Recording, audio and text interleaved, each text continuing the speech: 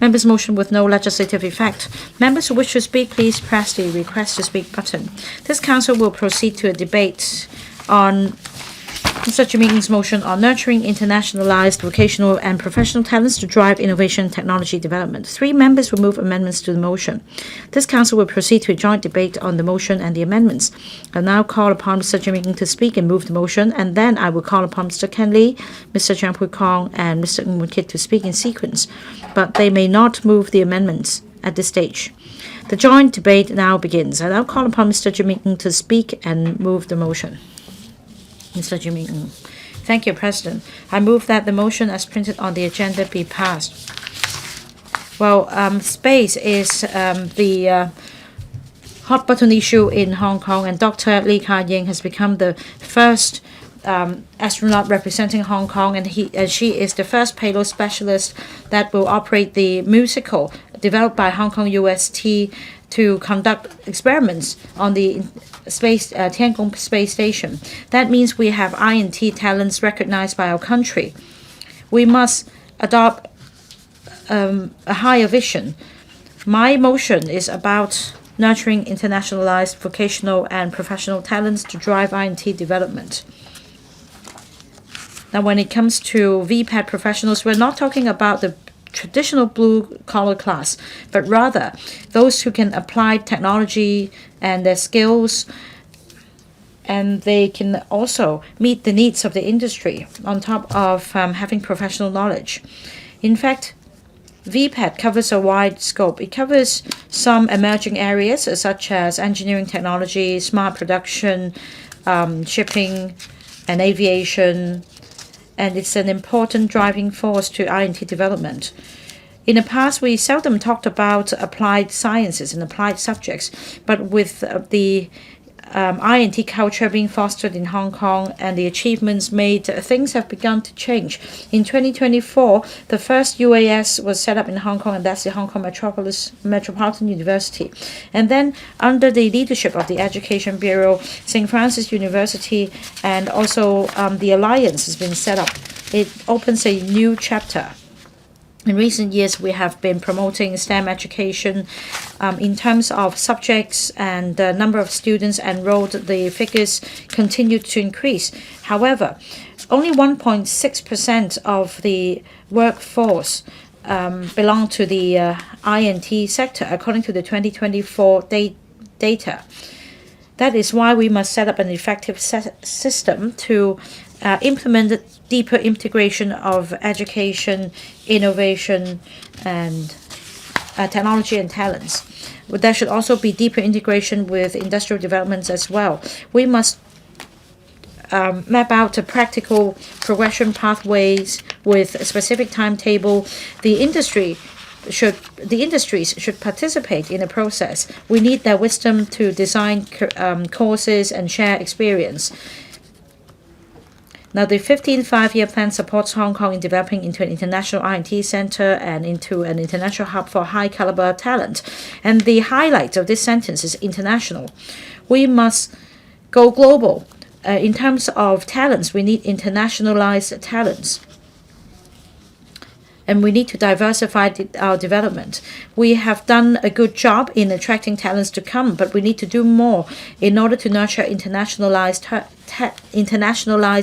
talents. And we should enhance publicity in the ASEAN countries and the Middle East so as to attract young people there to come and study here. Because according to media interviews, the students in these countries have great interest in Hong Kong. We need to adopt a global vision, and we should foster more exchanges between VPAT students in Hong Kong and in other places. The policy address in 2025 puts in place measures to promote VPAT so that the qualifications can be enhanced. And this will provide better prospects for our young people. I fully agree with the idea. However, we need to plan ahead. We also need to enhance the status of VPAT qualifications so as to build the career ladder for our students. Now, we can learn from other countries. We have technical universities in Germany. They adopt a dual-track approach, and apart from academic subjects, they also have practical subjects covering information, technology, engineering, so on and so forth. And half of the students' time will be spent on work, and they receive on-the-job training, and at school they receive VPAT education. Upon graduation, they need to sign contracts and work in the training in the enterprises providing training to them. And then they also have undergraduate places so as to bring VPAT qualifications on the par with traditional education. In the UK, they have done the same. In recent years, they've rolled out a T-level certificate, and the participating students must at least take up internship for 45 days in an enterprise. The mainland also attaches great importance to VPAT. The CHEUNG magazine, published just yesterday, included a very important article written by President Xi Jinping. Again, there is emphasis on integrated development of education, talent, and technology, because this is the driving force. In fact, the State Council of our country promulgated a reform proposal as early as 2019 on VPAT. One important element is there should be a +1 certification mechanism, 1 + X. Well, I think this can help enhance the development. The government, on the other hand, should also support the development of VTC so as to enhance its status. And I think multidisciplinary, interdepartmental thinking should be adopted, because when it comes to the development of I&T, it's constantly evolving. We need to be able to coordinate among different disciplines. There should be greater collaboration. For example, for those studying business, they should also take up applied courses on AI, IP, data science, etc. The Education Bureau cannot do it on its own. We must make a collaborative effort. And we must also have regard to the latest development. For example, embodied intelligence, space engineering, etc. Now, one feature of I&T is that it's constantly evolving. So the Education Bureau should also adjust its policies dynamically. We need AI and we need AGI tomorrow. And today, when we're learning electric cars, tomorrow we'll be learning other new energy vehicles. Well, we just started the public consultation on Hong Kong's first 5-year plan. According to the consultation document, the development of the university town in Northern Metropolis will be a major driver.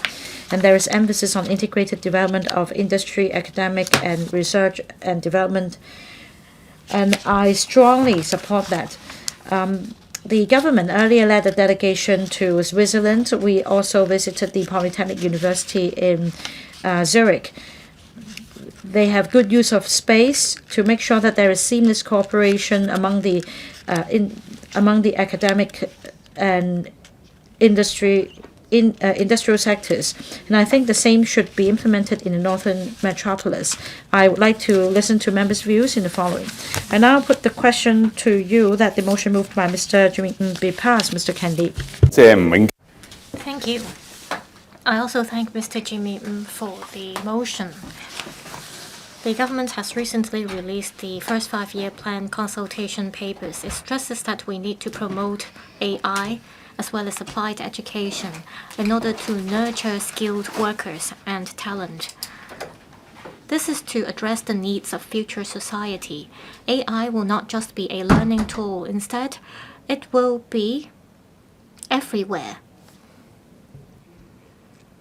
At this stage, are we ready for AI to be everywhere? Are we ready to compete with the use of AI? This is exactly why we need the first 5-year plan. We hope to fill the gap in order to enhance VPAT professionals. First, we want to enhance articulation pathway. We want to enhance their competitiveness as well as cross-border mobility so that these talents can truly be AI ready instead of only having AI awareness. Talent with global vision are competitive. However, with rapid development of AI, those with professional knowledge no longer enjoys such an advantage. Hong Kong is facing unprecedented challenges.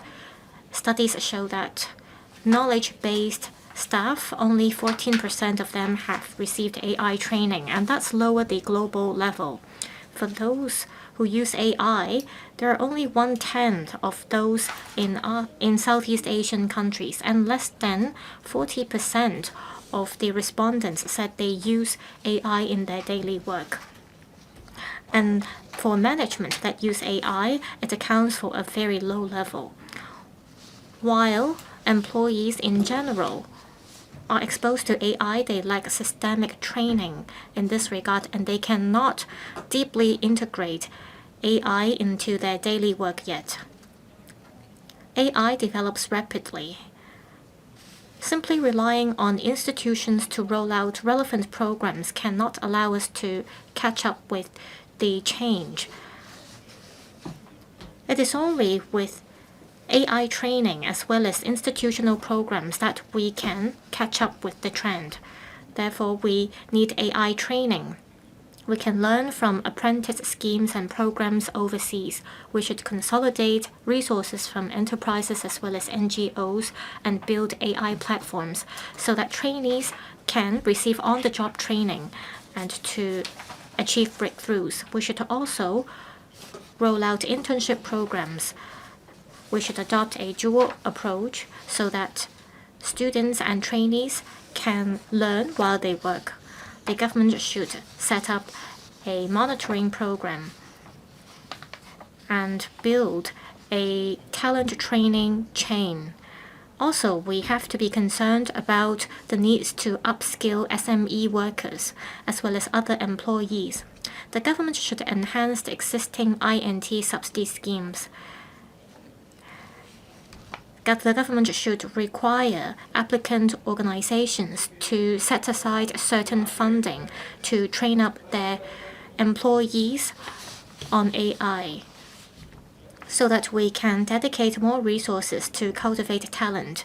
To incentivize enterprises to do so, the government should enable those that provide digital training to their employees to enjoy tax concessions. For example, there could be further tax breaks or deductions for those that are willing to dedicate resources to train up their employees. In order for us to enhance our INT status in the world, we need to upskill our workers and employees, and also we have to upgrade ourselves in order to cultivate a group of talent who can go abroad. I so submit. I hope you will support my amendment. Mr. Pui-kong. President, the National 15th Five-Year Plan clearly states that Hong Kong needs to develop itself into an international center, and the Hong Kong government is formulating its first 5-year plan for Hong Kong. At this critical juncture, we need to cultivate talent to promote high-quality development. Without talent that has a global vision, it will not work even with a grand scheme or blueprint. The DAB is concerned about talent cultivation. In 2022 and 2025, the DAB released 2 papers, respectively. The papers focus on advocating reindustrialization 2.0 as well as integration of industries. The papers point out that enterprises currently lack advanced production lines. My amendment proposes establishing a first hire then train talent training ladder. And all these schemes and ideas are interconnected. In the past, we called for semiconductor as well as life and health science manufacturing lines, and we advocate relevant programs. The government has heeded our calls, and for the first batch of applied programs are promoted, and the first VTC program has been materialized as well. And for technical talent list, new industrialization practitioners are added to the list. However, we still face challenges. First, there is a time lag. Technologies develop rapidly, but programs roll out at a later stage, and that creates a gap. Second, government policies are not in line with needs. NITTP's matching ratio is lowered to 1:1, and the relevant subsidy amount has been halved. And so SMEs are not incentivized to join these programs. Third, we need to update our mindset. DSE face certain limitations, and it's hard for us to attract top talent and students. Therefore, I have the 3 following suggestions. First, the government needs to relax its policies. I asked the Education Bureau to allow UASs to come up with a accreditation scheme. It should streamline the approval procedures, and it should reform the DSE system. For applied subjects, they should be aligned with Subject A in terms of the grading system. This is to do away with stigma. Also, we should roll out a tutor subsidy. We should also enhance the NITTP funding ratio. We should resume the 2:1 matching ratio. We should also streamline the relevant approval procedures. Also, to help the government formulate the first 5-year plan, the ITIB as well as the Education Bureau should promulgate a 5-year development blueprint for INT talent. There should be quantitative indicators, and it should set a number of practitioners in the INT sector and track where the graduates go. To promote new industrialization, talent is key, and VPAT also plays a crucial role. To cope with the challenges, we must be bold enough to relax the existing policies so that we can cultivate international, vocational, and professional talent so that we can contribute to our country during the 15 5-year plan period. I hope members will support my amendment. Thank you. Next, Mr. Wun-kit.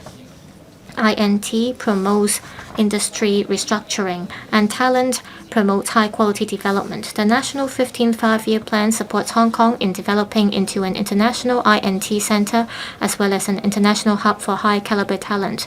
This is our country's expectation. Over the past 2 days, Mr. Xia Baolong, Director of Hong Kong and Macau Office, came to Hong Kong. Mr. Xia went to the northern metropolis and learned about the various education programs in Hong Kong. And Hong Kong is one platform to help our country build an education powerhouse as well as technology powerhouse. The government is formulating a 5-year plan for Hong Kong. And there is a pressing need for us to cultivate talent, and this is in line with our national strategies. Mr. Jimmy moved this motion on nurturing internationalized vocational and professional talents, and this is in line with our national strategies. I have the following suggestions. I urge the SAR government to come up with specific plans to improve VPAT system so that we can leverage our strengths of being closely connected to the world and the mainland. When we talk about INT talent, we may think of those working in the labs as well as top-tier scientists. However, to build a complete ecosystem, we do not only need academics and scholars, we also need applied and skilled talent so that we can transform R&D outcomes, and that's the core of VPAT. In recent years, we have achieved a lot of accomplishments. For example, the City University has come up with a kind of coating, and the coating has reached some 30 countries, and it has also reached shopping mall in Dubai as well as the Hong Kong Coliseum. Another university has come up with a way to help with spine issues, and they have come up with custom-made solutions. And this shows that we have world-class scientists and talent in Hong Kong. However, to transform lab results, we need commercialization and we need new industrialization. We also need vocational and professional talent of all levels.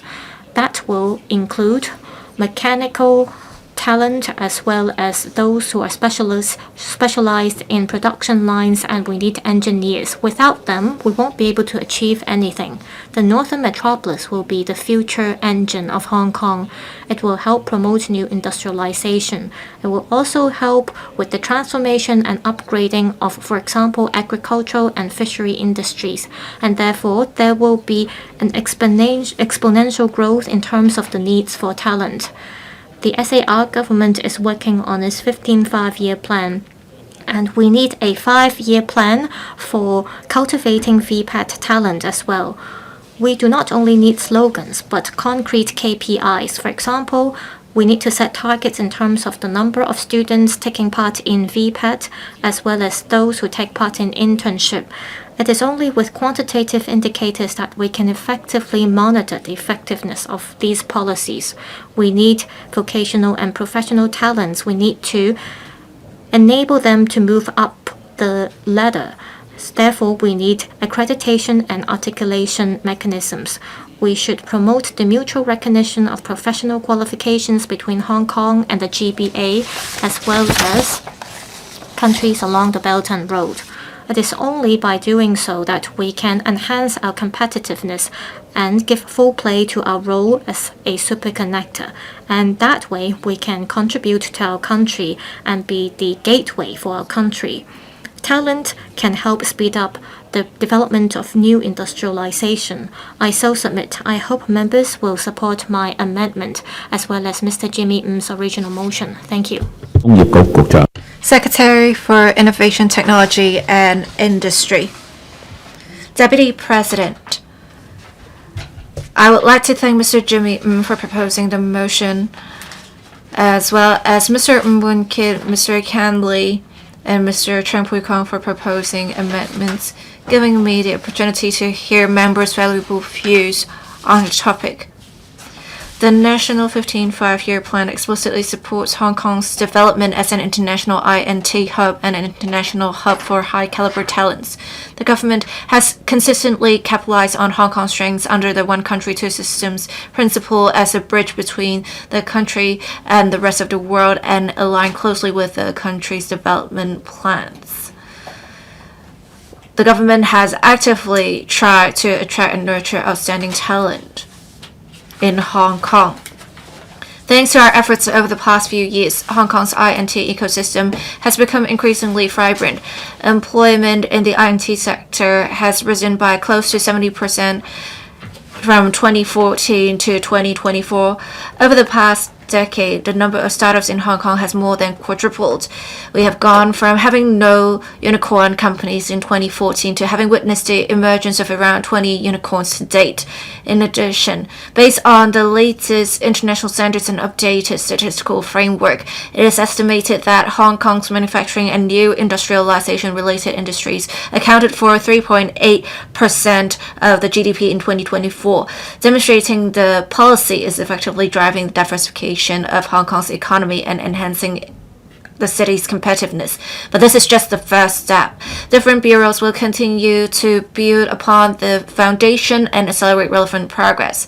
The Bureau will proceed with the high-quality development of the 3 major INT parks and 5 major R&D institutions. The 3 major INT parks refer to the Cyberport in the south of Hong Kong, the Science Park in the central region, and the Hong Kong-Shenzhen INT Park and the Shenton Technopole in the north. This north-central south layout will help build a comprehensive ecosystem for Hong Kong, creating a healthy cycle in which talent and industry reinforce one another, realizing attracting talent through industry. The 5 major R&D institutions comprise the existing Hong Kong Productivity Council and Hong Kong Applied Science and Technology Research Institute, supplemented by the newly established Hong Kong Microelectronics R&D Institute and Hong Kong AI R&D Institute, as well as the Life and Health Technology Research Institutes, focusing on the country's strategic needs and industries in which Hong Kong holds a competitive edge. These institutions will attract leading I&T talent and R&D teams to Hong Kong. Since late 2022, the Labor and Welfare Bureau has rolled out a series of talent recruitment measures to attract and facilitate global elites to work and develop in Hong Kong. We have seen the optimization of various existing talent admission schemes as well to address Hong Kong's manpower needs and enhance the city's international competitiveness.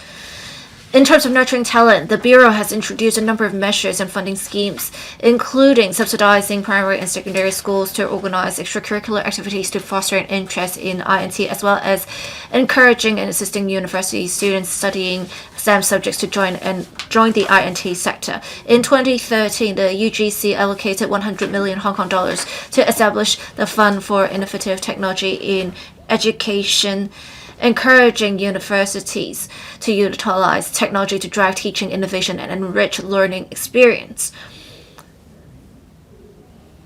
As Hong Kong's largest provider of vocational and professional education training, the VTC Vocational Training Council is actively integrating I&T into its curricula. In the 2026-27 academic year, AI-related content will be incorporated into the compulsory information technology modules of all higher diploma programs.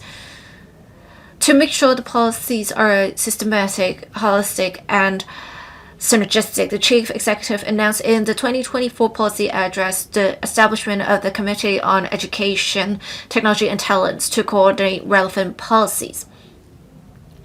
President, the SAR government will continue to adopt a multi-pronged approach to attract outstanding I&T talent and internationalized vocational professionals to expand Hong Kong's talent pool and promote development of I&T Hong Kong. I'm now going to listen carefully to the views of members. Thank you, Deputy President. Mr. Kasa Tam. I need to declare, first of all, that I am an advisor to a group of Tonghua Group of Hospitals, and I was also chair of a school council run by the Tonghua Group of Hospitals. Now, I support Mr. Jimmy Ng's motion and the amendments of other members. I often take part in youth activities, and I feel that how Hong Kong is changing. We're not relying on financial services anymore, and there is more and more emphasis on I&T development. So this will be the subject that young people consider when exploring their interests and the future prospects. I'm happy to learn that in terms of the post-education, post-secondary education in Hong Kong, we need a strategic transformation. We need to place emphasis on VPAT in order to groom talents.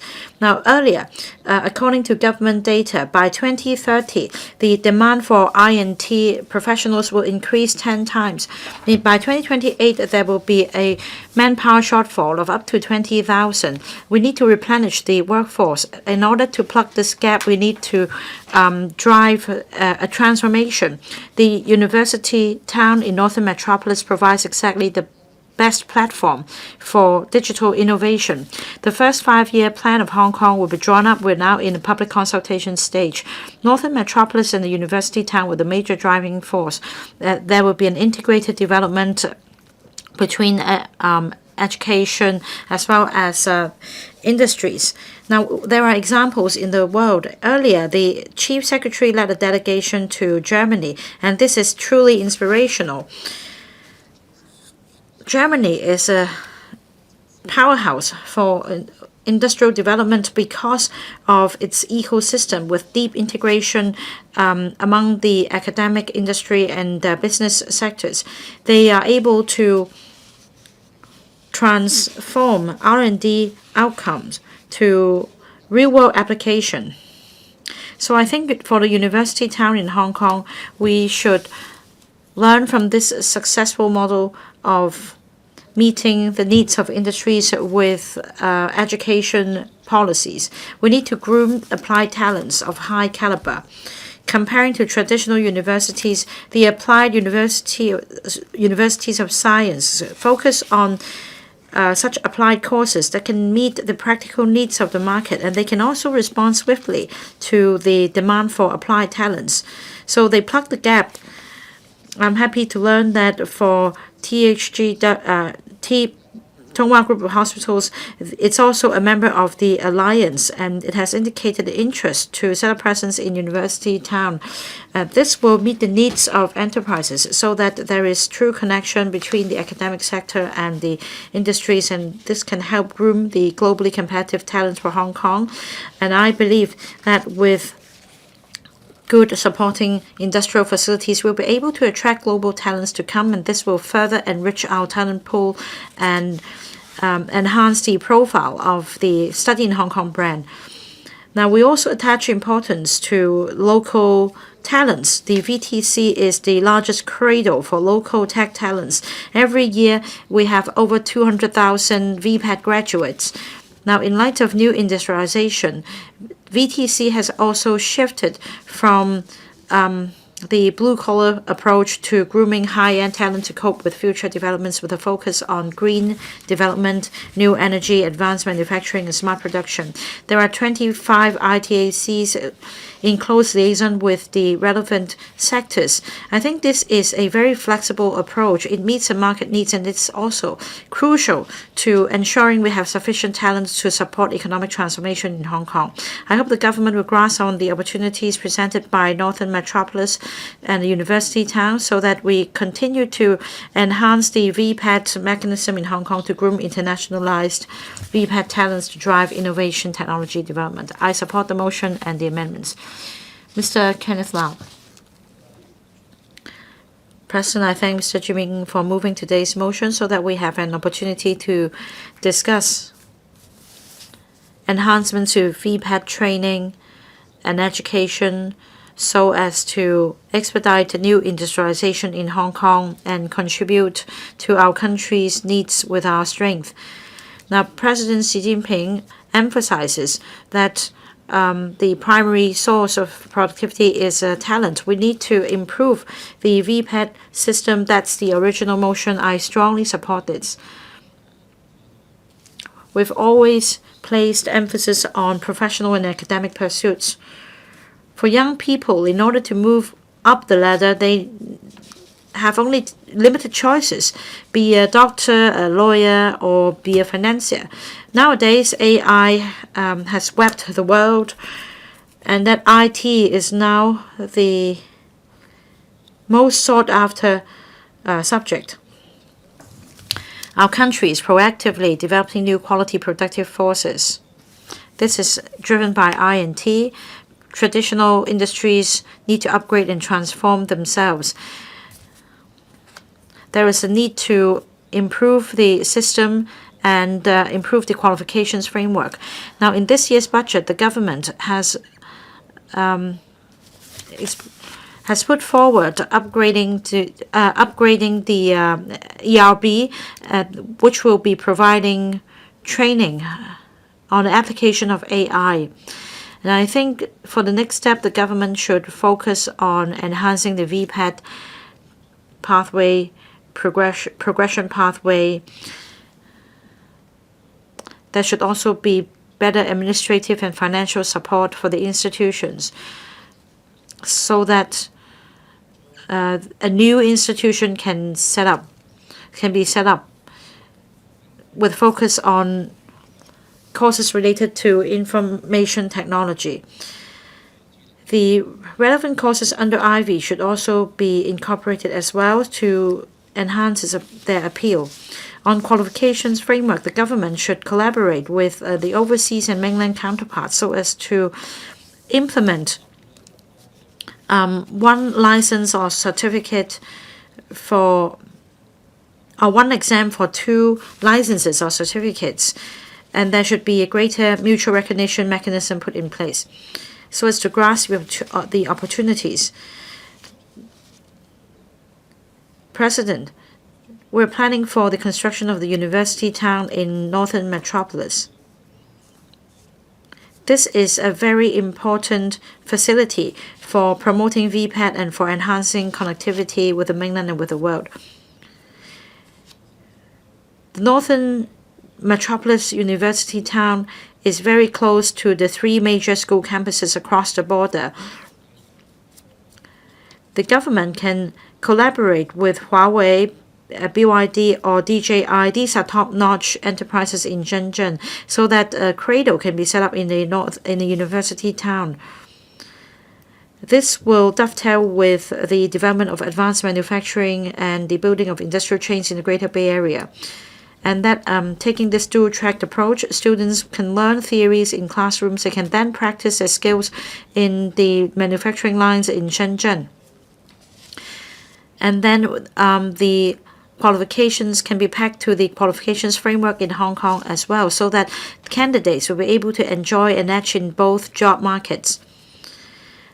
The government should provide sufficient tax incentives to attract global education institutions to set a presence here, or satellite campuses here, to run internationally recognized courses. Now, President, I hope the government will consider my suggestions in a serious manner. We should take forward a comprehensive reform with enhancements of the VPAT system and the certification mechanism so as to groom talents. I support the original motion. Mr. Andrew Fan. I thank Mr. Jimmy NG for moving today's motion. VPAT is an important pillar of Hong Kong's education system. It also provides a driving force for stabilizing the job market and supporting industrial upgrading and transformation. Now, General Secretary Xi said that VPAT is closely related to socio-economic development as well as job creation and people's well-being. In recent years, the government has proactively enhanced the VPAT's development, and yet there is still this stigma in the community. Many parents still consider it necessary for their children to study in universities, and VPAT is just the fallback plan. According to a survey conducted by a youth group, over 30% of young people believe that there is a lack of acceptance of the qualifications from VPAT, and that accounts for a drop in the enrollment figures. And yet we should address this misconception. There should not be any discrimination against VPAT vis-a-vis academic pursuits, and that is why we need to set out a very clear development pathway. We need to enhance the pay scale for VPAT professionals so as to change the current atmosphere. Now, as we are migrating towards the development of emerging industries with focus on innovation, technology, and high-end services, we also need to make sure that VPAT are highly aligned with industries. We need to support the grooming of talents. Now, following the examples in the mainland and other countries, we should promote better integration. For example, there should be on-the-job training or earn and learn model adopted so that candidates will be able to work in the enterprises, and that for secondary students, they can also, the VPAT education should be further expanded to cover junior secondary, so that students have more opportunities to have early exposure to technical positions.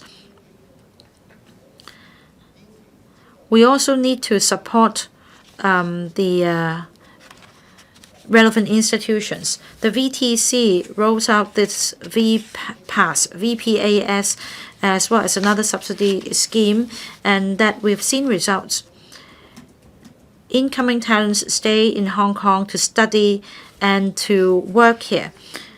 Subsidies are provided to them. However, the subsidies are only applicable to public institutions. For self-financing institutions, they are not covered. The government should further expand the scope of this subsidy scheme so that for the VPAS and the V Plus scheme, we can expand them in scope to cover the long-standing self-financing vocational institutions so as to help build the talent chain. Through training a diversity of talents of different age groups. We can then support new industrialization in Hong Kong, and then a training mechanism covering the whole cycle of different vocational skills can help replenish our workforce. We should enhance VPAT and it's the recognition of qualifications in the mainland and in the world, so as to expand the progression pathways for professionals. There is room for improvement at the moment. We should encourage more local VPATs to start the business or work in the Greater Bay Area. And then this platform will be set up, and then the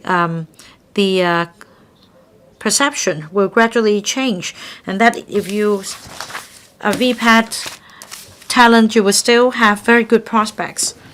Now, our country is developing new quality productive forces, and talent is crucial. I hope today's motion can help break new grounds, and that we will continue to be able to groom talents to support development. I support the motion and the amendments. Dr. Thomas So. Thank you, Deputy President. I would first like to thank Mr. Jimmy for proposing the motion. I speak in support of his motion and the amendments proposed by other members. We need to keep abreast with the times. 20-odd years ago, we learned to use the computer and the internet. Today, when we wake up, we are in the AI era. And we need to make sure we keep abreast with the times with the nurturing of talents as well, with rapid developments of technology. In 2020, the government published a review report relating to vocational and professional education and training, that is VPAT. A definition was set.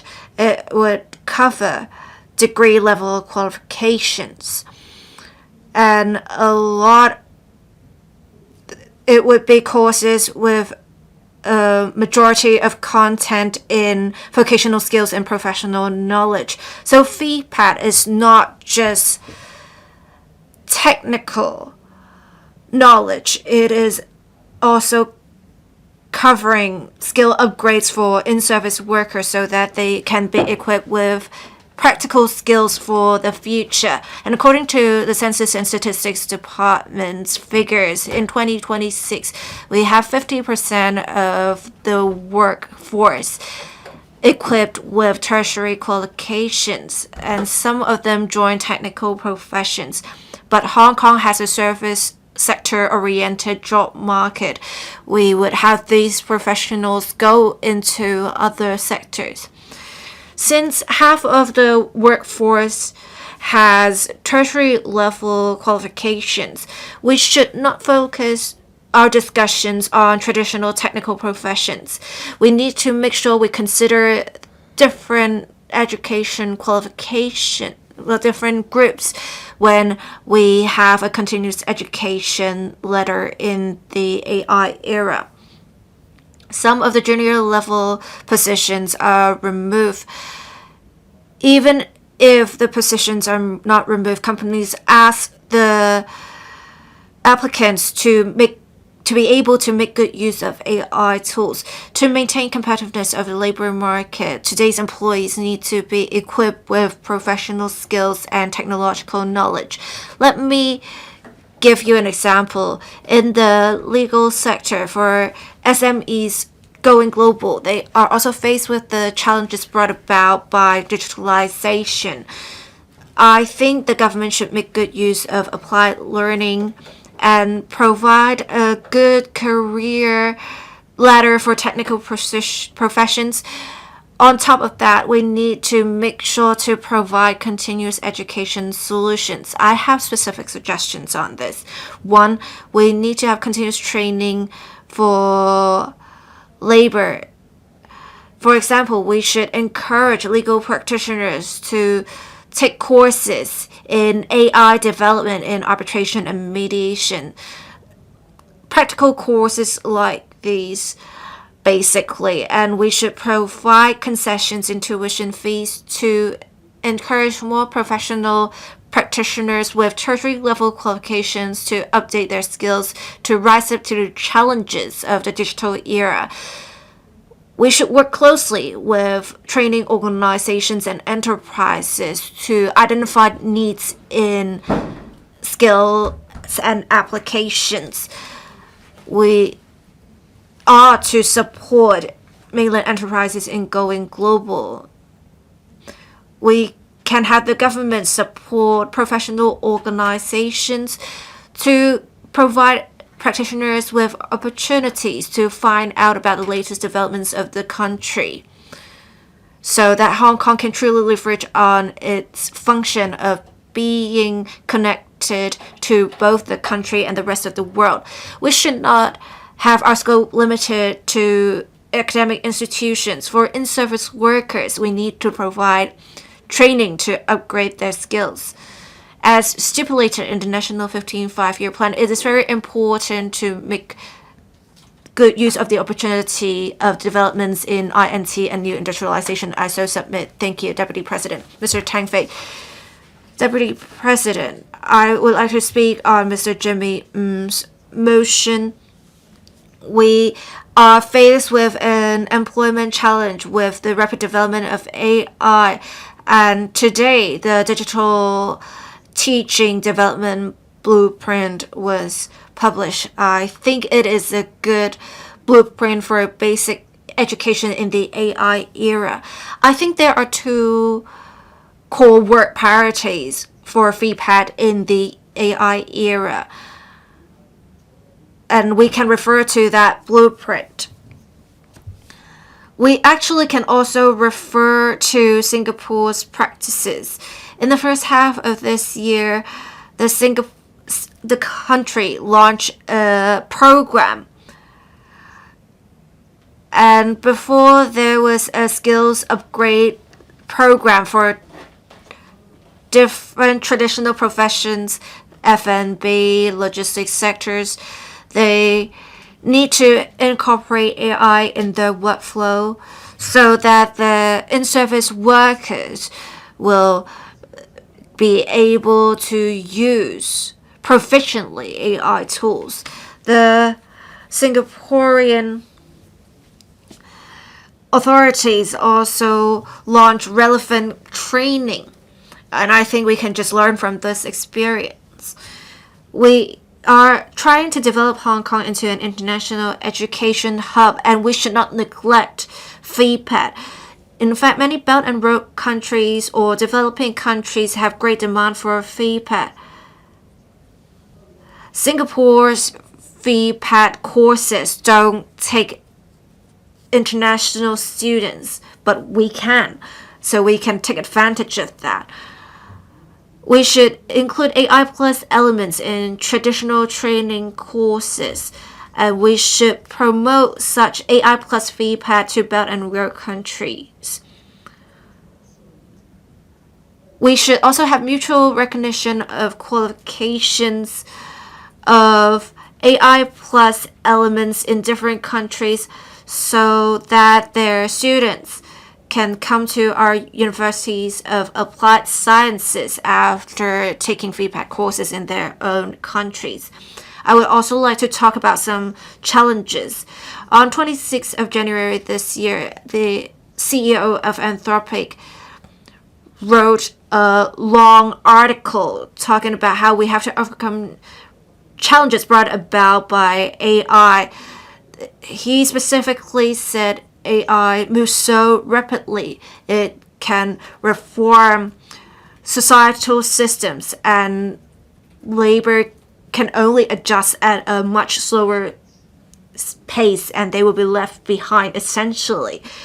We need to make sure to provide AI plus training in replacement of our traditional courses. We have to remain vigilant and sensitive to AI development trends with some sort of specific mechanism. I have some suggestions for the government. We should have a cross-sectoral group for curricula development. It should not involve only ICIB or Education Bureau. It should also include the Labor and Welfare Bureau, so as to review the progress of AI development in setting curricula. We also can learn from Skills Future of Singapore's experience to see how they can incorporate AI elements in service or on-the-job training.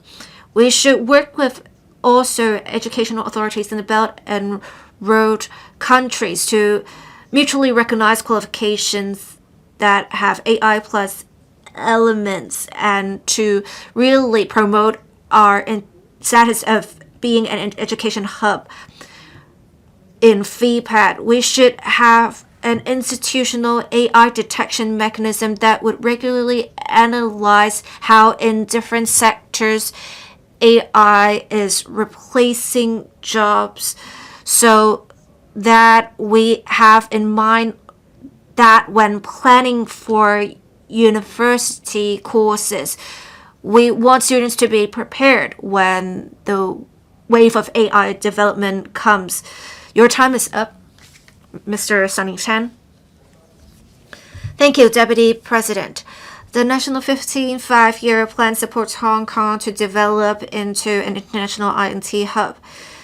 Hong Kong's first 5-year plan should have regard to Hong Kong developing its emerging industries, and its VPAT courses should also respond to market changes to include INT and applied skills. We can see Hong Kong tertiary students performing really well in global competitions. It really shows our strengths in VPAT. With the acceleration of new industrialization, there is great demand for talent. On top of elite researchers, we also need midstream and downstream staffers to promote commercialization of R&D outcomes. In different parts of the world, there is a shortage of high-end talents. So to nurture talents locally, we need to develop universities of applied sciences. But the positioning of University of Applied Sciences is to enhance the status of VPAT. I think we need to discuss how we can nurture internationalized VPAT talents and accelerate new industrialization. I have 3 suggestions. We have to review the positioning of universities of applied sciences. For self-financing tertiary institutions, they will provide employment-linked courses, and generally these are more popular. But then we also need to think about how we should consider the relationship with employment, because often when you develop courses when the employment rate is high, it would be too late. We should provide early on for the development of certain emerging industries incentives to universities of applied sciences to develop courses in those industries so as to meet the shortage, the gap in high-end technical talents. We also need to have closer industrial cooperation. We have many mainland and overseas institutions trying to promote commercialization of technical outcomes by having close connections with the business sector. And I think we can really learn from this practice, nurturing high-end applied talents. I also suggest deepening the integration of industry and education. We should have enterprises deploy officers to institutions so that their staff members can work with professors and students to promote commercialization of R&D outcomes. It can also help us nurture high-end technical talents. Third, we need to formulate standards for VPAT. We can see in different parts of the world they are making adjustments to their VPAT courses, but they are not there is no systematic mechanism just yet. We can have a qualifications framework to lay foundations for mobility of talent. we can liaise with authorities in the mainland overseas and make good use of our role as a superior connector to formulate international standards for VPAT. This can also enhance the country's influence in future industries and promote international cooperation. The President, we see rapid developments in INT products and technology, but if we lay good foundations and we attract and nurture high-end talents, with our flexibility, we can create great advantages for Hong Kong. I so submit speaking in support of the motion. Mr. Jonathan Stewart Lamport. President, I speak in support of Mr. Jimmy Ng's motion on nurturing internationalized vocational and professional talents to drive INT development, as well as the other amendments. My office is in the Hong Kong Science and Technology Park. I've worked for dozens of years, and I was once an employee and then I became a boss. And today I'd like to speak on behalf of the business sector as well as the INT industry. I'd like to talk about my 3 observations. 1, training but no employment. A lot of fresh graduates would like to enroll in AI courses. They paid a lot for these courses, and after they've completed the programs, they realize that there are very few opportunities. In Shao K1, there is a school called GPS. It is a school set up by the German Commerce of Chamber. This school adopts a dual contract approach, and for the first year, the Chamber of Commerce selects students, and in the second round, students have to attend interviews. And students get a base salary of 70%, and for the rest of the time, they go to school to learn, and they could leave the program whenever they need. The idea behind is to ensure a good articulation ladder as well as good job opportunities. I think the government or the business sector should adopt this kind of dual contract approach. Second, there is a lack of flexibility. In Europe, I went to a 3D printing factory with just 30 workers. One of the employees have a baby and they have to spend a lot of time to take care of his child. And so the boss gave him the key, and when he is done with his work, he could close the factory himself. This kind of stories are not commonly seen in Hong Kong. To join the INT sector, well, a lot of times you don't have to stay in the office, but your boss may ask you to do so. If you go to Shenzhen or Kuala Lumpur or even Thailand, you could adopt this kind of work from home model. I understand that it's hard to change this practice immediately, but what the government can do is to create such an environment. For example, it should encourage flexi work arrangements so that SMEs that would like to transform themselves can change the approach. Third, it takes time to approve relevant applications. I'd like to talk about timing. Nowadays, AI model evolves once every 3 months. If we adopt the old mindset to approve subsidy applications, oftentimes the relevant technology in applications will become outdated. 2 weeks ago, there's a father of AI who went to South Korea. On the 5th of June, he went to Seoul, and on the 7th of June, an act that encourages industry transformation through AI was passed, and it states that within 60 days, the AI technology could be approved. What I want to say is that when opportunity comes, other countries are bold enough and are determined enough to compete for businesses. I understand that we are different from South Korea. We adhere to stringent approval mechanisms. While we cannot adopt the same practice, can we speed up the relevant process? Can we expeditiously approve applications that involve the use of AI and innovative technologies, so that we can offer support to enterprises? We need to have the determination to break out of the old mindset And we have to offer support to SMEs so that talents would like to stay in Hong Kong. And we have to speed up our work so that we can compete against the time. I so submit. Thank you.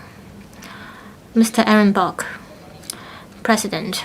President Xi said Hong Kong needs to develop itself into an international hub for high-caliber talent. With the support of the National 15th Five-Year Plan, we can leverage our strengths under one country, two systems, so that we can attract talent in INT as well as finance and other professional talents. I speak in support of Mr. Jimmy Ng's motion, as I think we need to contribute to our country. In the engineering sector, a lot of innovative technologies are used in works management, construction technologies, as well as material management. It is therefore important to cultivate INT talent. In Hong Kong, the key to reinforce our status as an international infrastructure center is that we need to integrate education with the industries. We need to, in a systemic way, promote the cultivation of talent. First, we need industry education integration. We need to offer relevant programs so that talent can keep pace with the development of the market. We need to provide courses to teach students and trainees about business management and engineering works. We can work with top-tier universities and institutions so that we can equip trainees and talent with the skills. Also, we need to create synergies with the GBA. We should leverage their resources and collaborate with institutes in the mainland so that students can be qualified in both Hong Kong and the mainland, and that they can progress through a clear pathway. Also, professional talent should not only get the relevant recognition in Hong Kong, but we should enable them to unleash their potential in the international arena. We should strive for mutual recognition system with other places. We should work with the mainland as well as the engineering sector overseas. We should promote exchanges with them to deepen the mutual recognition framework so that the relevant professionals can give full play to their strengths. We should dovetail with the qualification system in the mainland, and the engineering sector has been at the forefront in this regard.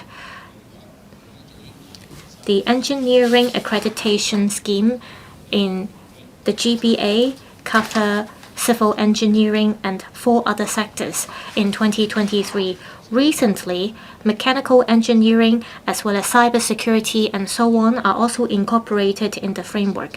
In 2025, the Development Bureau, based on the experience in the framework, regularized a scheme, and the qualification framework now covers surveying and other areas. Currently, a few hundreds of professionals get the recognition in the mainland. This kind of mutual recognition system can promote integration of talent between the GBA and Hong Kong, and that also helps cultivate professional talent for our country. We should organize whole forums as well as seminars. We should give full play to our role as a super connector.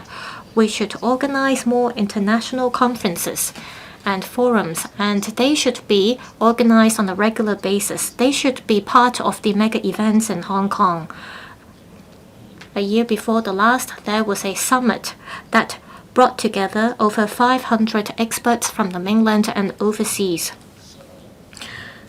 In the meantime, we should provide business matching services and organize relevant events to expand into the market along the Belt and Road. We should accumulate experience in organizing international events to expand our network. Cultivating international talent is crucial for us to promote economic growth. It is also crucial for us to serve as the bridge between our country and the world. we could serve our country that way. I so submit. I speak in support of the motion and the amendments. Mr. Albert Chuang. President, I speak in support of Mr. Jimmy Ng's motion as well as the amendments. The National 15 Five-Year Plan clearly states that Hong Kong should build itself into an international INT center as well as an international hub for high-caliber talent. In order to promote new industrialization and transform ourselves, we need research talent as well as talent with applied knowledge. I think today's motion debate is very crucial and it's visionary. I think that we need to improve our VPAT system. And this is in line with the needs of the INT industries. I have two following suggestions. First, we need to integrate industries and education. Over the years, we face one problem with our post-secondary education. The programs offered are not in line with the needs of the market. We lack a system that integrates industries as well as education institutions. We can learn from the successful model in the mainland. Take EVs as an example. BYD set up an academy and they adopt the model that encourages collaboration between schools and enterprises.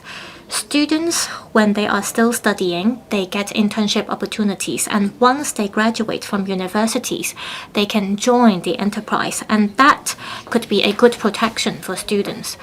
To improve our VPAT system, we can learn from the dual approach in Germany. It is a vocational training model. The core of this model is that enterprises work very closely with vocational schools.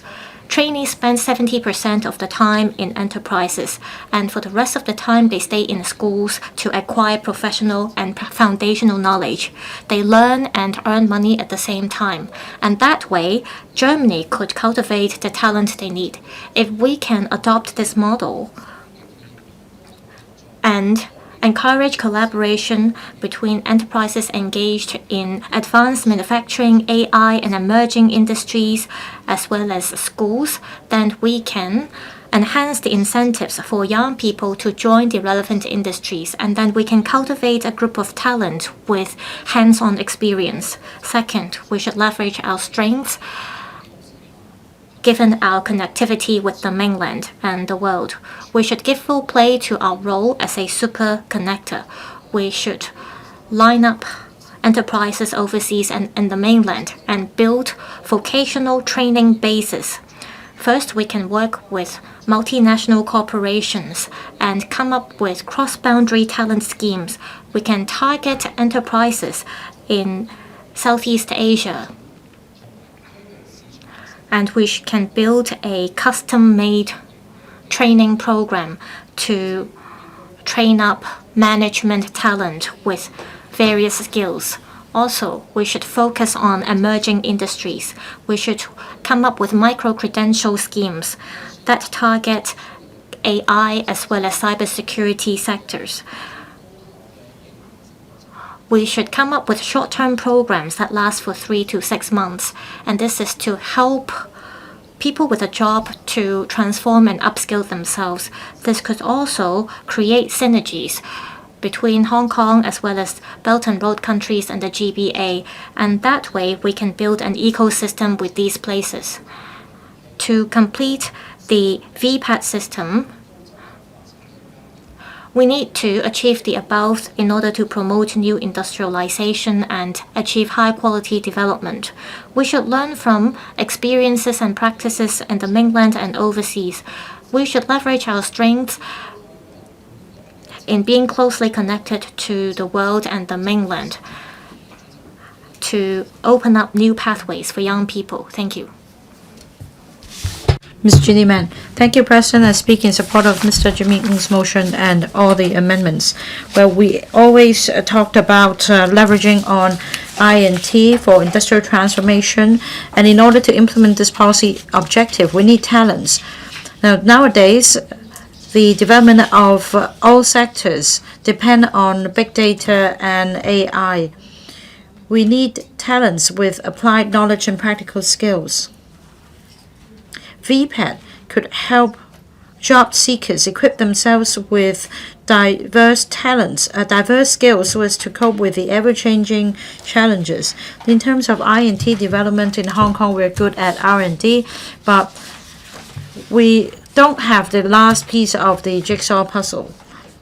And that is why I support the original motion. We need to nurture internationalized VPAT talents. Now, because of global competition, young people always have the idea that they should go for academic pursuits. For emerging industries, they need a platform for the talents to excel. In other countries such as Singapore, they have tailor-made schemes. They also have applied universities and institutions that also include apprenticeship or internship opportunities. Now, like Mr. Albert Zhang said, a dual-track approach is taken in Germany. They spend half the time in office and half the time as students in schools. And that 50% of over 70% of graduates are then hired directly by the training enterprises. Likewise, we should copy that model, and we should let young people and parents know that VPAT is one with good prospect. Now, with the emphasis on Belt and Road Initiative, we are now in strong demand for skilled talents. Because of the surge in demand, we should design VPAT courses and provide multiple pathways for graduates so as to support Hong Kong and our country's efforts in tapping the Belt and Road markets. Now, in terms of mutual recognition of professional qualifications, we should improve the VPAT's recognition system. I'm concerned, for example, whether the professional qualifications will be recognized in Greater Bay Area cities. I'm also concerned about continuing education. In other countries, they have the micro-credentials system. This can help in-service practitioners acquire the latest skills through short-term courses. Now, technology evolves very rapidly nowadays. If it takes 3 or 4 years to complete your study and earn a degree, by that time the technology will be so out of date. Whereas for micro-credential courses, we can take a more focused approach, and it's more flexible in meeting the needs of the market. As for the sectors, we should encourage employees to practice continuing education so as to keep up with market changes. Our country's 15th five-year plan provides support for Hong Kong to develop into an international R&T center and to build an international hub for high-caliber talent. We need to be prepared. Earlier this month, I went to Hong Kong's new precinct for a visit. Starting from 2017, it has adopted a large-scale, high-end advanced manufacturing approach to form an industrial cluster, and they make sure that graduates with skills will be able to apply the skills in key industries, so there is no mismatch. Now, what is important is that we need to let young people know that there is good progression pathway with articulation pathways, and that their prospects will fare as well as those with academic pursuits. Hong Kong government is now compiling the first 5-year plan. I think that the government should have regard to the grooming of talents so that we can continue to contribute to our country with high caliber talents. Dr. Alvin Lee. I thank Mr. Jimmy NG for moving the motion and 3 members for the amendments. Now, this is a very meaningful discussion. Our country's 15th five-year plan supports Hong Kong in developing into an international R&T center, and the government is now working full steam in establishing the Shantin Technopole, the Hong Kong Park, and the Loop in order to support new industrialization in Hong Kong and provide support for the development of new quality productive forces. In the original motion, Mr. Ng refers to improving the VPAT system and nurturing internationalized VPAT talents to drive I&T development and also develop Hong Kong into an international hub for high caliber talents. Now, in terms of curriculum design and job opportunities, we can discuss these 4 things. The first is on curriculum design. We need to design the courses to meet the needs of service-oriented economy. In 2022, our country amended the VPAD-related laws. On a regular basis, there should be dissemination of information on what kind of manpower is needed so as to help draw up goals for VPAD education. There should be proper manpower projection to ensure a supply of talents for the industries. In Germany, they have applied science universities, and it's a very mature system.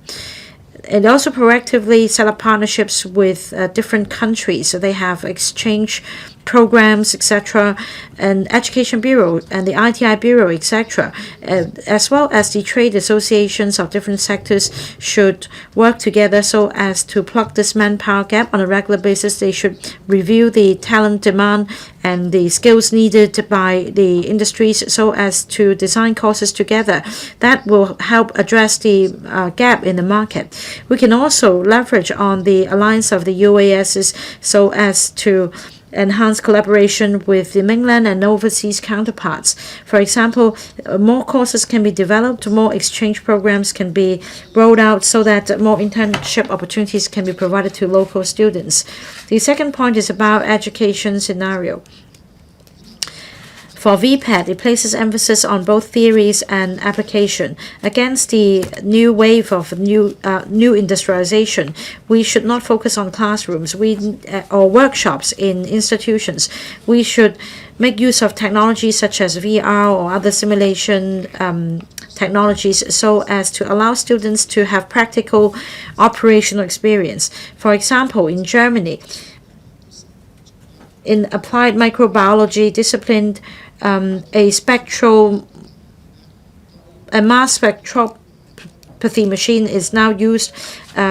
This is a highlight for students as well. In the short term, the Education Bureau can consider providing subsidies for self-financed institutions as well to upgrade their facilities.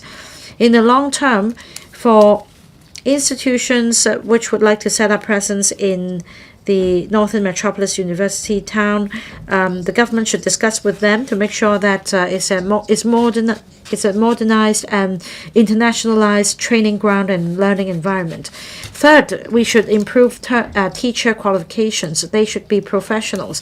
The industries should maintain close liaisons. For example, we have expert groups and ITACs. We need to make sure that the training programs are in line with what's needed in the market. For self-financed institutions, they also have VPAD teaching staff, and we can make use of Study in Hong Kong brand to attract well enrolled students and ASEAN students to come and take up VPAD courses.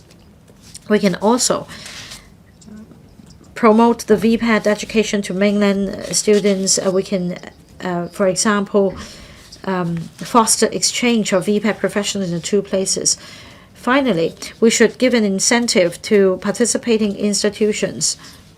We should provide support by drawing up the list of supporting enterprises so as to encourage more enterprises to participate. I understand that 300,000 jobs were created upon full commissioning of the Santin Technopole. Apart from high-end positions in the upstream, there will be other job positions and talents needed. I support the motion and the amendments. Mr. Alex Fan, I support the original motion and the amendments. These dovetail with the 15th Five-Year Plan, which supports Hong Kong in developing into an international R&D center and an international hub for high-caliber talent. Mr. Wun-kit's amendment refers to indicators after promulgation of the 5-year plan. Mr. CHEUNG Pui-kong's amendment emphasizes the first hire then train talent training ladder. All these are good ideas. The crux is implementation. I acknowledge the government's work. The Hong Kong MU is the first UAS in Hong Kong. The government has set aside $100 million to support the alliance of UASs. The Secretary for Education earlier also led a delegation to Germany. That lays the foundation for VPAT reform. I have 3 suggestions. First, we should have regard to Germany's dual-track approach. The core of this approach is apprenticeship and certification of courses or accreditation of courses. As for VPAT in Hong Kong, we also provide good pathways for the students, combining on-the-job training and classroom learning. And following that, we should further unleash the potential. That is, to expand the scope. Under the framework of universities of applied sciences, we should implement an industry-led or sector-led training course revamp mechanism so that the VPAT courses will cover the emerging industries such as AI, biotech, etc. We can also have regard to the dual-track approach at the level of universities so that for in-service practitioners with experience, they may not have the academic qualifications, and yet we can recognize their experience and hire them as trainers. The second point is about deepening cooperation in the Greater Bay Area and promoting mutual recognition of qualifications, especially the Loop and the Sentient Technopole with focus on AI, life sciences, etc. This is where VPAT talents can excel. The government should plan for the setting up of this base in Northern Metropolis so that students in Hong Kong will have a real-world training ground in the Northern Metropolis. This will help widen our talent pool. Now, at the moment, for some professions, they such as engineers, architects, accountants, they have put in place arrangements on mutual recognition of qualifications so that the professionals don't need to sit in exams. But I think we should expand the scope to cover VPAT professionals as well. The UAS Alliance should proactively reach out to polytechnics and other institutions in Shenzhen and the mainland so as to implement the mutual recognition and allow transfer of credits. Now, if we don't keep up, we will be losing out in the Greater Bay Area. We'll lose our edge. We need to leverage on our advantage of being connected to the world and to the mainland so as to provide a good starting point for developing Hong Kong into an international hub for high caliber talent. We should also learn from the Singapore experience, which should provide good progression pathways. In Singapore, for example, for IT graduates, they remain in the workforce. I mean, at least 85 or 90% of them stay in the workforce with continuous increase in their pays. Now, of course, there is still the stigma against VPAT, but ITE already enrolls 1/4 of all students in Singapore, and it's now a breakthrough. It's becoming mainstream. What is important is we need to improve the pay so that the parents and students understand the position better. On interdepartmental collaboration, there will be Singapore will roll out a blueprint this year. There will also be a special unit to ensure seamless transition. Likewise, the SAR government should set up a clear pay scale for VPAT talents. For each skill, it should specify the pay range and the promotion prospects so as to enhance the system. Mr. Andrew Yao, President. The country supports our development into an international INT hub and an international hub for high-caliber talents. We should make use of innovation and technology to upgrade our economy, and high-quality talent would support that. President, I have served in sectors of higher education and the business sector. I understand very well VPAT is indispensable in the local education system. I see there is much room for improvement in recognition of VPAT as well as industrial and education collaboration. I would like to make some suggestions, but before that, I would like to declare the my company has engaged a number of non-Chinese interns through FIPAS, and they stayed in our technical positions afterwards, and they have accumulated experience and knowledge. And eventually, even if they choose to go home, they have learned a lot. I have realized some operational issues through such arrangements. Apparently, there's some overlapping in the internship period and the release of results. And visa applications take time, and it can affect their job seeking. I think institutions can work with enterprises so that they together can provide some information to the government, and the government can in turn simplify approval processes.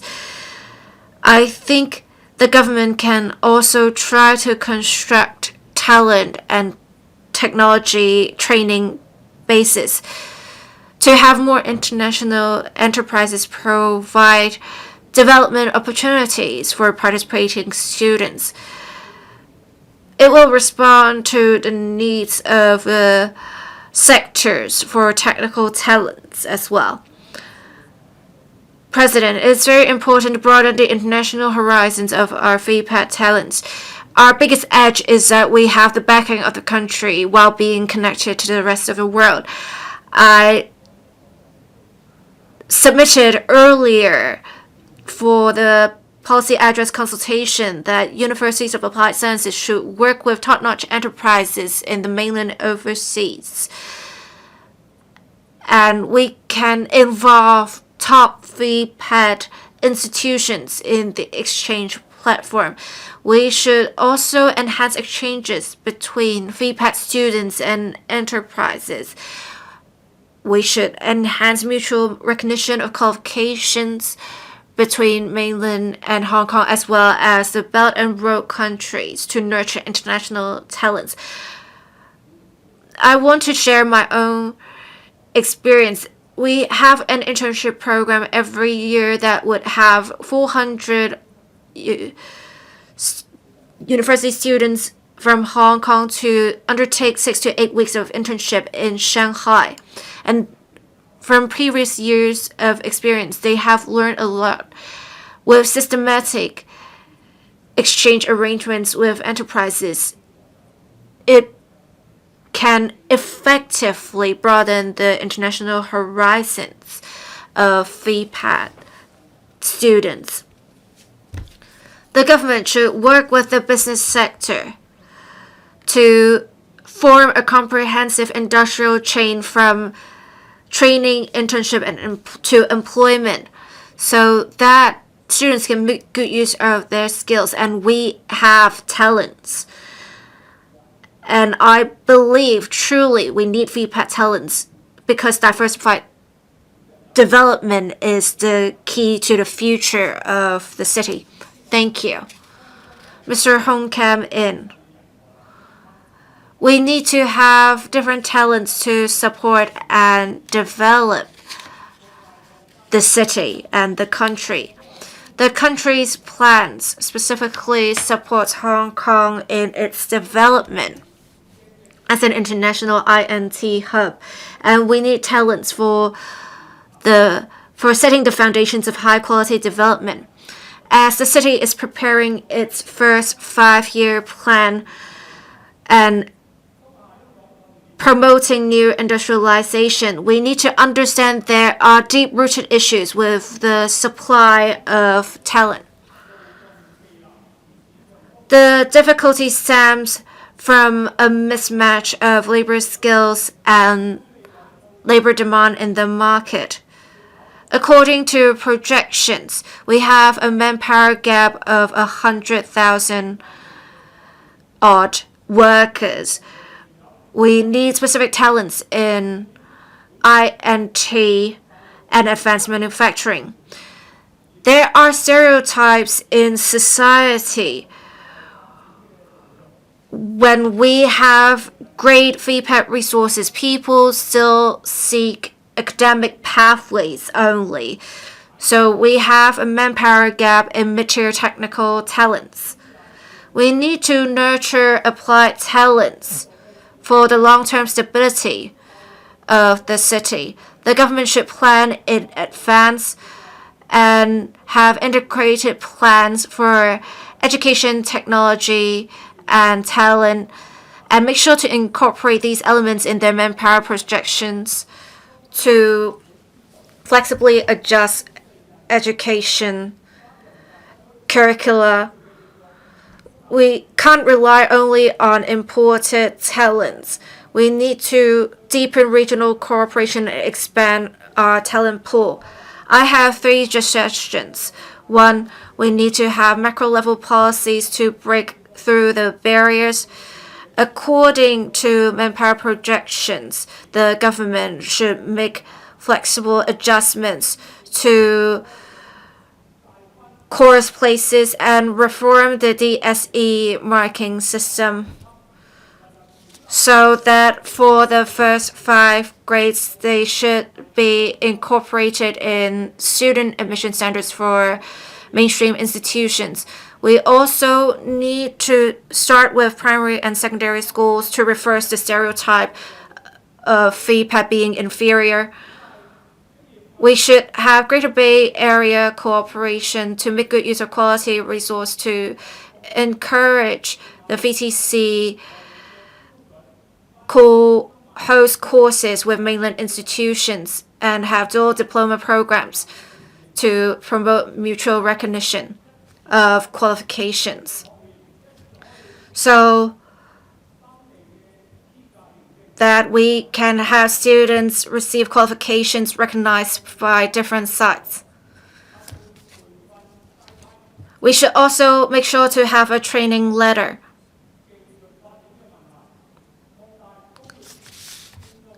We need to expand industry and construction industries, hire programs to provide to SMEs teaching allowances and tax concessions so that enterprises will be more incentivized to participate in relevant programs and to have local talents matching the developments of new industrialization. We need to make sure the local education system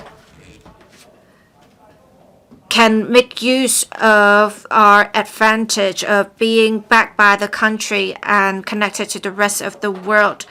We need to have INT talents that have international horizons to create impetus for growth of the economy. I so submit speaking in support of the original motion and all the amendments.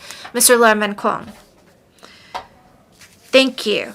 President, the National 15 5-year plan talks about making Hong Kong into an international education hub and international hub for high-caliber talents and to promote the integrated development of education, technology, and talents. With the development of different emerging industries, VPAT is not only key to nurturing technical talents, it is also key to creating impetus for growth of the economy. The year before last, we have established the alliance of UASs, and that is an important step for the development of VPAT. Last year, I visited some tertiary institutions for policy research. I hope that we can make good use of the VPAT education system to accelerate the development of new industrialization. To enhance VPAT, we must first enhance transition from VPAT to career development. And we need VPAT talents nurtured.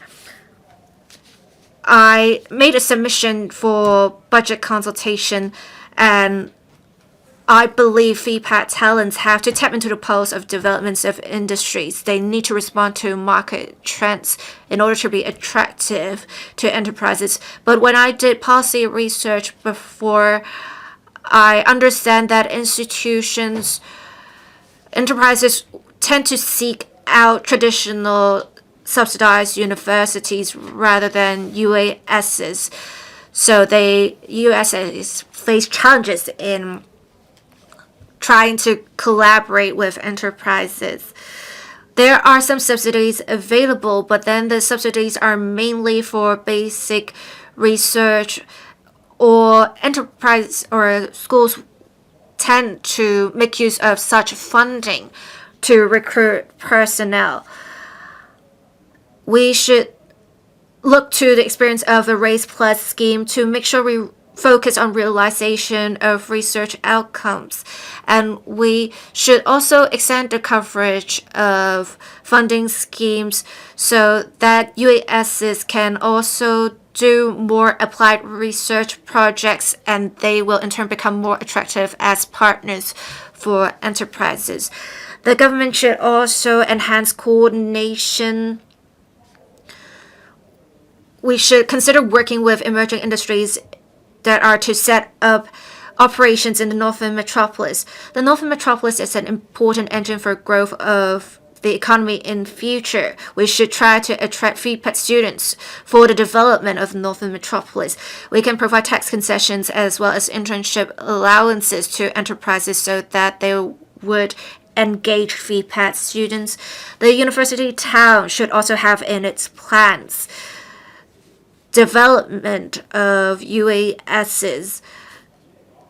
We should also try to promote the sharing of resources among UASs in the Northern Metropolis. Hong Kong, in order to consolidate its status as an international hub for high-caliber talents, they must have a transitional mechanism for FEPAD qualifications. There should also be mutual recognition of qualifications of Hong Kong with the mainland as well as Belt and Road countries. We should start with the Greater Bay Area. We should make sure FEPAD talents can have great mobility within the GBA to create impetus for growth in the economy. We have a good qualifications framework, and we are often internationally recognized. We can start doing that start with a qualifications framework for FEPAD, and then align our standards with the GBA and then promote them to the rest of the world. There are always diversified pathways available, as we've heard many times before, but the government and society should provide more support to FEPAD. There should not be any stereotypes. The development of emerging industries and FEPAD are equally important, and they are actually complementary to each other. The government should enhance publicity and education to reverse the stereotype. I so submit speaking in support of the motion and amendments. Mr. Wu Yingpeng. Thank you, President. I thank Mr. Jimmy for moving this motion. The outline of the National 15th Five-Year Plan supports Hong Kong in developing into an international INT center and an international hub for high-caliber talent. INT promotes economic restructuring. Talent promotes high-quality development. As we explore cultivating INT talent, we often emphasize academic development, and we focus on attracting top-tier experts and scientists. Experts and scientists are crucial. However, we need to transform INT outcomes. We need to commercialize R&D outcomes to promote new industrialization, and to do that, we need high-quality, internationalized talent. As we develop the Northern Metropolis, we will need more vocational talent to promote the INT industry. Currently, the Northern Metropolis is being built. Take the Hong Kong Shenzhen INT Park in the Loop as an example. It was commissioned last December, and so far, dozens of overseas and top-tier INT enterprises have established presence there, covering life and health tech, AI, data science, and advanced manufacturing. The Sentient Technopole and the Sandy Rich Data Cluster are also being built in full steam. INT giants and leading enterprises will need academics and scholars that know how to write theses. They also need talent to help build big data management system and smart production lines. If we cannot catch up, our INT industry will lack the software and hardware for development. Therefore, we need to leverage our strengths given our connectivity with the mainland and the world. We need to reshape our VPAT system. I think to cultivate international, vocational, and professional talent, we need cross-boundary integration and collaboration. First, we need to deepen mutual recognition and standard alignment. Our VPAT system should be integrated with that of the Greater Bay Area. Also, we need to develop mutual recognition system of qualifications with other places. We need local institutions to work with leading enterprises. We need apprentice schemes as well as internship programs for our young people in order to build a talent pool. We also need a recognition framework for qualifications. Therefore, we need one exam, multiple qualification framework so that people in Hong Kong, by taking one exam, they can be qualified in the mainland as well as in Macau. Also, we need to seize the golden opportunity and enhance cross-boundary, cross-sectoral collaboration. We need to develop AI, data security, and we need the relevant rules and regulations in place to ensure the sharing of data across the border. That means we have to cultivate more cross-disciplinary professional talent. The SAR government needs to be bold and break the existing barriers. It should leverage the existing qualifications framework to come up with a dual approach so that we can cultivate talent with a global vision and can keep pace with the development of frontier technologies. I so submit. Thank you. Ms. Michelle Tang. The National 15 Five-Year Plan supports Hong Kong in developing into an international INT center. The SAR government is formulating its first 5-year plan and is conducting a consultation on this. How can we cultivate global vocational and professional talent and inject new impetus? This is crucial. We always say INT promote economic growth and development. However, a lot of my friends from the education sector said the existing VPAT system needs to be improved. We need a better progression pathway because there is currently a mismatch. In order to promote new industrialization and new productive forces, we do not only need top-tier R&D talent, we also need talent that has the technology and know how to transform R&D outcomes. I think the government needs to do the following. It has to make use of top-level design and leverage our strengths given our connectivity with the mainland and the world. We need to dovetail our education system with the INT industry. The government has recently promulgated the consultation paper for the formulation of the first 5-year plan, and it touches on cultivating talent in life and health sector, as well as AI and high-end professional services. How can we achieve that? We need to break existing barriers. The government should proactively promote an accreditation system.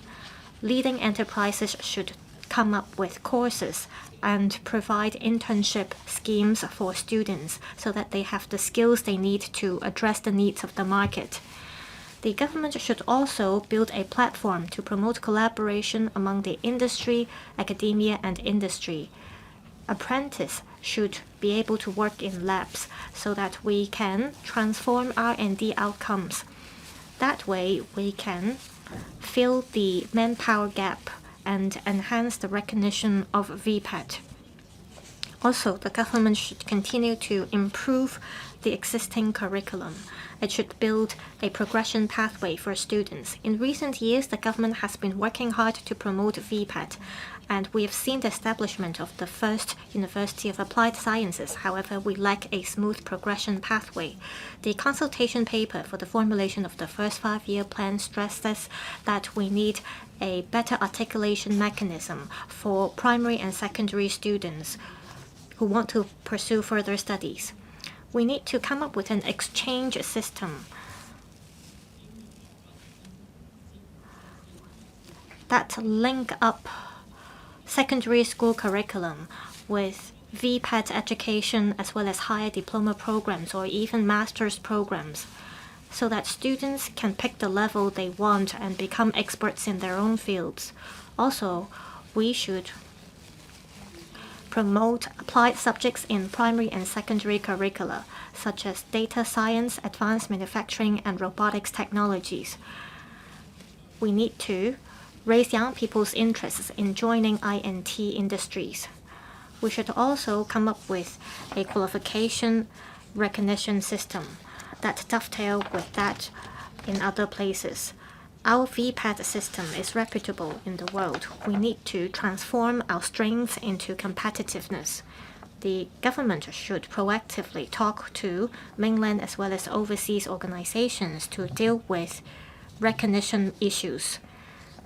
The government should establish a mutual recognition system for qualifications with the GBA as well as countries along the Belt and Road, so that our talent can be qualified and recognized in other places. That way we can build an international hub for high caliber talent, and we can create room for development for talent. Overall speaking, to cultivate talent with a global vision, we need a complete set of strategies. We need to adopt an industry-driven approach. We need a good progression pathway. We need to improve our curriculum and make sure that we can be connected with the world. I so submit I speak in support of Mr. Jimmy Ng's motion and other amendments. Mr. Ronald Chen, President, to enhance our status as an international financial center and to speed up the development of an INT international center. In the 5-year plan consultation paper, the government said we need a finance plus and AI plus initiative to apply AI technologies into the finance sector and to use AI to transform and upgrade our industries. We need the relevant talent. As a member of the financial sector, I'm particularly concerned about the development of AI and the relevant education. I think AI should be incorporated into our VPAT system. We need long-term planning and we need regular devotion of resources. AI develops very rapidly, so we have to break away from traditional mindset, and we need reforms in terms of cultivating talent. We need cross-border exchanges, site inspections, and duty visits in order to enhance our competence. In Hong Kong, we have been emphasizing theories as well as traditional mode of education, and students cannot respond to the needs of INT sectors and new industrialization. In the mainland, they focus on cultivating industry-driven and industry-oriented talent. This month, together with the NPC delegates, I visited the mainland, and during the visit, I visited an AI park in Beijing, and the park demonstrated application scenarios, and they cultivated talent based on market needs, and that helps address some of their pain points. Also, I visited a village that used AI in Beijing. The institute there do away with traditional assessment model, and they use AI to assess students' performance so that they assess whether students can cope with challenges, and they selected students that way. And after they have picked the students they need, they adopt new teaching methods so that the students could study subjects related to frontier technologies, and that way students could get the skills they need, and this is helping to address the needs of talent for the relevant industries. Take Polytechnic University as an example. They emphasize collaboration between education and enterprises. and they provide internship opportunities to their students to enhance their competitiveness. We need a comprehensive VPAT platform that provides matching services for students. The platform should provide internship information for students, which need to also provide internship subsidies for students to ensure that students get quality experience in their internship. We should make use of our resources and advantages of being international. We should enhance collaboration among the industry, the academia, as well as the research sector. We should come up with accreditation system, and we should develop recognition system of qualifications with other places. Take the finance sector as an example. Students who have completed internship in foreign banks or organizations, they should be issued a certificate so as to enhance their competitiveness and employability.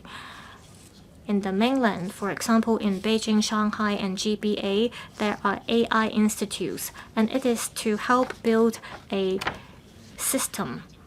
We should leverage our strengths given our connectivity with the world and the mainland. We should foster a cross-boundary collaboration mechanism with the mainland to ensure exchanges of talent. We should also invite top-tier universities in Shenzhen, as well as, for example, Tsinghua University. We should learn from their successful model and deepen collaboration with the industry so as to cultivate talent. With talent, we can promote industries, and with industry development, we can promote market development. So talent is the cornerstone of INT sector development. I speak in support of the motion. Thank you. Mr. Yeoming. Thank you, President. I speak in support of Mr. Jimmy Ng's motion on nurturing internationalized vocational and professional talents to drive INT development. I support the motion and all the amendments. The country's 15th five-year plan supports Hong Kong in developing into an international INT center and an international hub for high-caliber talent. Now, this is the most important opportunity for us to dovetail with national strategies and implement new industrialization. We must grasp this opportunity and improve our VPAT system so as to groom talents that can meet our country's needs and contribute to Hong Kong as an international financial, trade, and shipping center. We have the advantage of having the motherland support and being connected to the world. But at the moment, as far as VPAT is concerned, as I mentioned on different occasions, we need to do more. We are given this unprecedented opportunity. The Northern Metropolis will be the major development ground for INT. There will be over 100,000 jobs relating to INT. Hong Kong government is now drawing up the first five-year plan. One highlight is that integrated development of education and technology will be the driving force. There will be integrated development of tech, talents, and education. Now that means the university town in Northern Metropolis will provide a pivotal force for industrial development. There should be closer collaboration between the two. My suggestions for the government is this. First, we need to expedite the enhancement of VPAT system so as to bring it on a par with international standards. We can collaborate with top-notch universities and institutions around the world. We can run more internationally recognized courses which are packed to the qualifications framework. For example, microelectronics, biotech, AI, green technology, advanced manufacturing. We can also foster more opportunities of exchange and internship with our overseas counterpart so as to equip our students with global vision. The second point is to take forward deeper integration between the academic and industries. We should not just start at the tertiary level. In fact, we should start as early as primary and secondary schools. We need to lay a good foundation of digital education. When I was young, I studied technology. When I was in Form 1, I learned about making circuit boards and connecting it to the motor, etc. It's really inspirational. My schoolmates have now taken up positions in electronics and other industries, and they have this particular skill. So this kind of courses will allow our young people to acquire different skill sets, and that is why we should continue to promote VPAT in junior, secondary, and primary schools and encourage collaboration among the sector, the VTC, universities, etc. Joint R&D centers can be set up. Take the talent scheme in the Science Park as an example. I think what is important is to address the manpower gap. The government can provide tax incentive to attract I&T enterprises to take part in the training process, so that upon graduation, the students will be given jobs as well. The last point is about Northern Metropolis. We need to retain talents. The government has made a lot of efforts in retaining talents with good results. But more importantly, we need to reduce costs and keep local talents here. If we're able to keep the local VPAT graduates here, we will be able to build a bigger talent pool because they are familiar with the local environment, the language, the culture. Talent is the primary resource that gives Hong Kong an edge in the future. We need to improve VPAT system. We need to groom internationalized VPAT talents so as to contribute to our country's development and for Hong Kong to integrate into the country's development plan. Mr. Chan Pok-chi. President, to align with the country's 15 five-year plan, which supports Hong Kong in developing Hong Kong into an international I&T center, we need to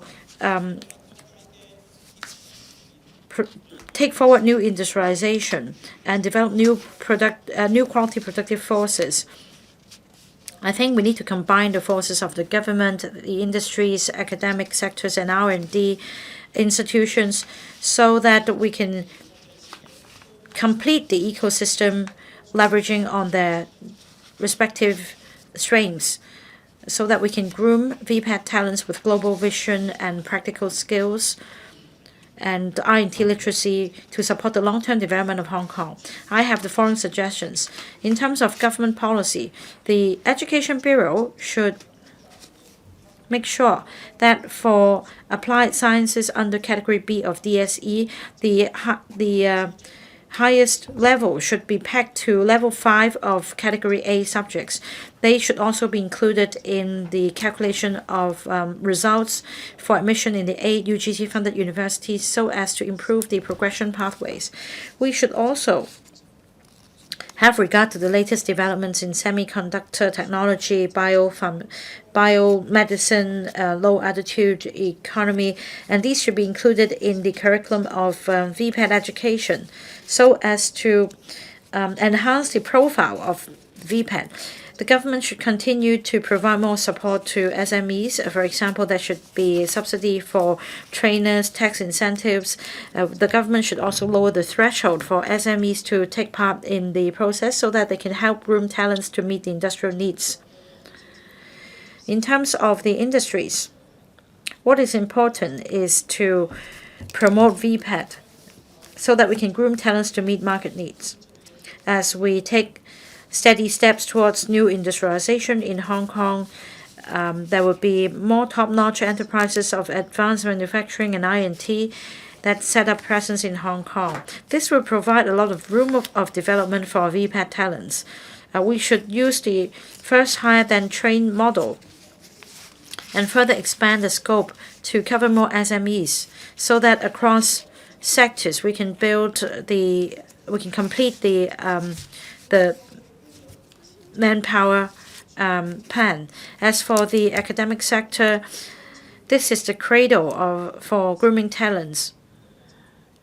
Our institutions should run courses focusing on frontier technologies such as life and health tech and green tech so that we can diversify the training pathways, and we can further dovetail with the international community, and that we can expand the scope of exchange with Greater Bay Area cities and Belt and Road countries for students to acquire more exposure and experience outside of Hong Kong, and that there should be micro-credentials system put in place to allow transfer to mainland and international institutions for mutual recognition. This will enhance our global competitiveness.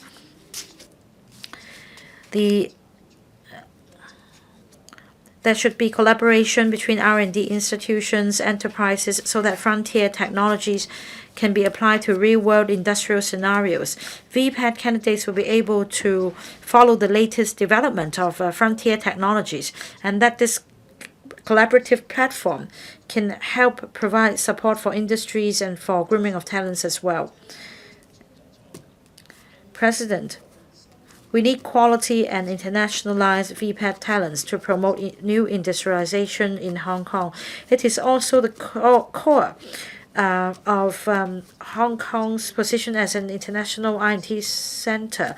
We need to leverage on our advantage of being connected to the mainland and the world, and we should also foster deeper collaboration among the government, industry, academic, and R&D institutions so as to improve the VPAT system and continue to enhance the progression pathways. With talents in place, we can then promote economic transformation and upgrading and continue to contribute to Hong Kong's development. Mr. Lam Chun Sing, thank you, President. For the practitioners at the front line of emerging and strategic industries in the mainland, that is advanced and modernized manufacturing, many of them are from polytechnic universities and VPAT institutions, and they play a pivotal role in promoting modernized industrial system in our country. As Hong Kong is taking forward new industrialization and development of I&T, we also need VPAT talents. We need to groom local talents with applied knowledge and skills. At the moment, there are a number of challenges. For example, some parents and students still have negative perception of VPAT. They believe VPAT as the backup choice when it comes to furthering studies because parents do not want their children to work in garage or in kitchens. But in fact, we have many famous chefs in Hong Kong who studied in Europe, and Hong Kong is the gourmet capital. We also have the Culinary Institute. We should be able to attract overseas chefs, students to come further their studies. And that means we need to improve the VPAT system. At the secondary level, for example, we should include more elements of applied learning, especially those relating to new industrialization. At the higher diploma level, there should be better articulation pathways to provide more opportunities of internship for students. There are 2 UASs in Hong Kong. They have only been set up for a short time, and there are 18 courses packed to the qualifications framework. In the future, we need to continue to enhance the recognition of the VPAT courses at the post-secondary level, so that there will be more choices for students and that we can address the misconception.